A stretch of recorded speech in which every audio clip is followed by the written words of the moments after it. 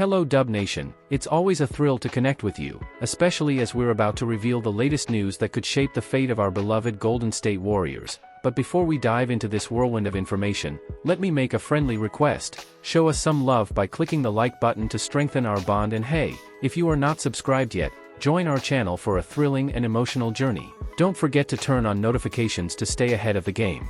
Warriors' blockbuster trade hopes could be jeopardized by a dangerous precedent. If last week's trade of Alex Caruso for Josh Giddey was just the appetizer, the NBA may have served up the main course on Tuesday with a blockbuster deal that could significantly impact the Golden State Warriors. As reported by Adrian Wojnarowski of ESPN, the New York Knicks acquired Mikal Bridges from the Brooklyn Nets in exchange for Bojan Bogdanovic, 5 first-round picks, a first-round pick swap, and a second-round pick.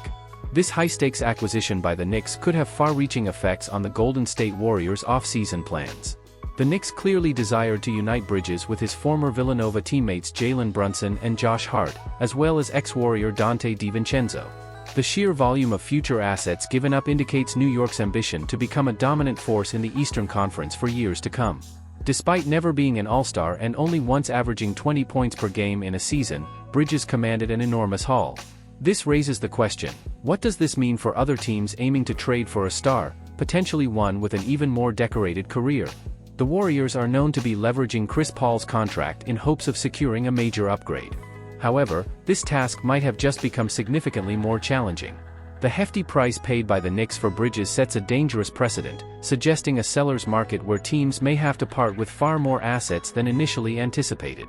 Warriors general manager Mike Dunleavy Jr. has stated that it would take a substantial offer for the franchise to part with their young talents like Jonathan Kuminga, Moses Moody, Brandon Podziemski, and Tracy Jackson-Davis. Yet, the current market dynamics might force the Warriors to include one or more of these promising players to achieve a significant trade goal.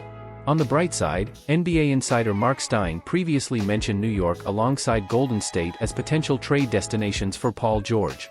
With the Knicks now out of the equation, the Warriors have one less rival to contend with if the 9-time All-Star exercises his $48.8 million player option and requests a trade.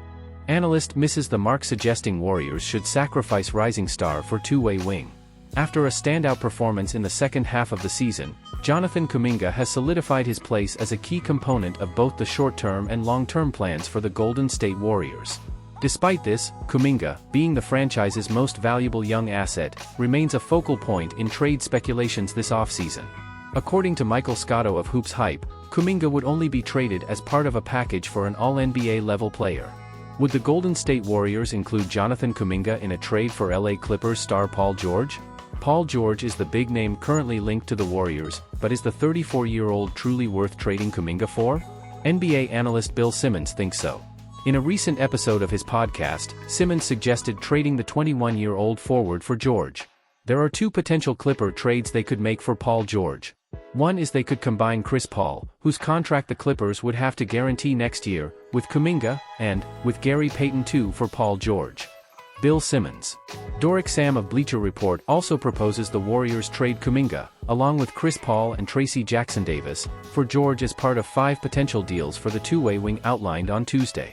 George, a 9-time All-Star since 2013 and a 6-time All-NBA selection, hasn't made an All-NBA team since 2021. In a typical scenario, trading Kuminga for a player of George's caliber would make sense, but this situation is far from typical.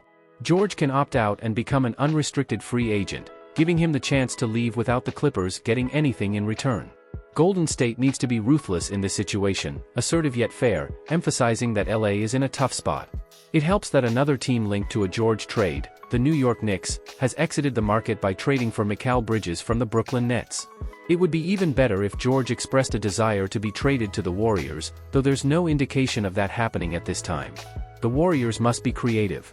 They should attempt to meet the $48.8 million salary requirement through other means and use future draft capital as valuable assets instead of Kuminga.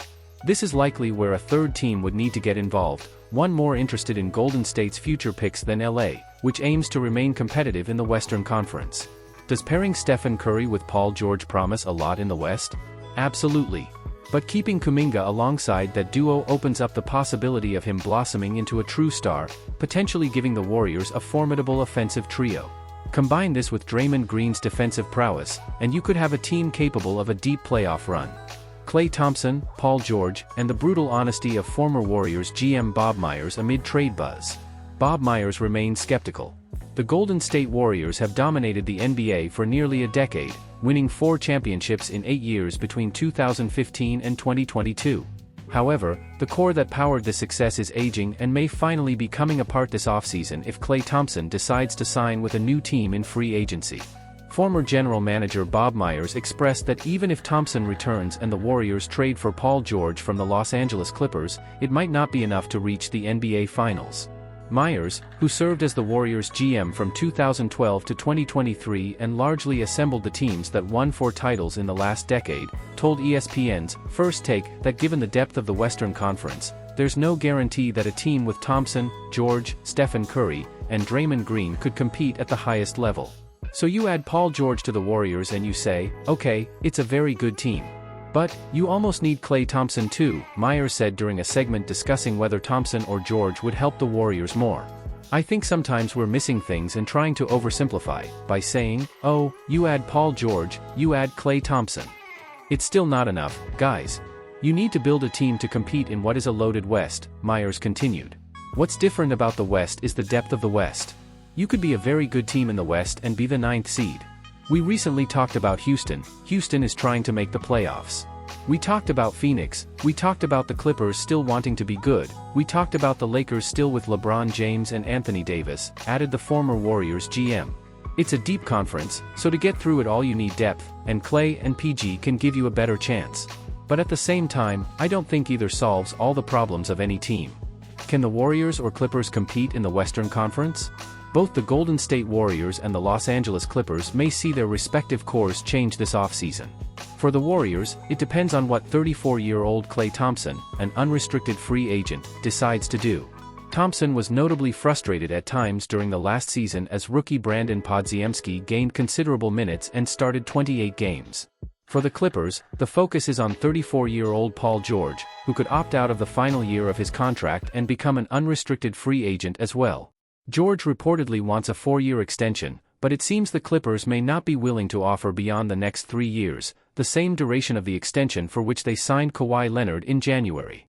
Even if both re-sign with their respective teams, neither the Clippers nor the Warriors are likely to be viewed as championship contenders heading into the 2024-25 season, given their ages and lack of postseason success in the last 2 years.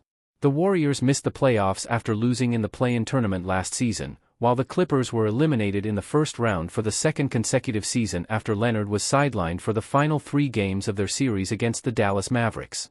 The Warriors reportedly have some interest in trading for George, which could make things interesting, but as Myers noted, it still might not be enough to compete with relatively young teams like the Minnesota Timberwolves, Denver Nuggets, Oklahoma City Thunder, and Dallas Mavericks.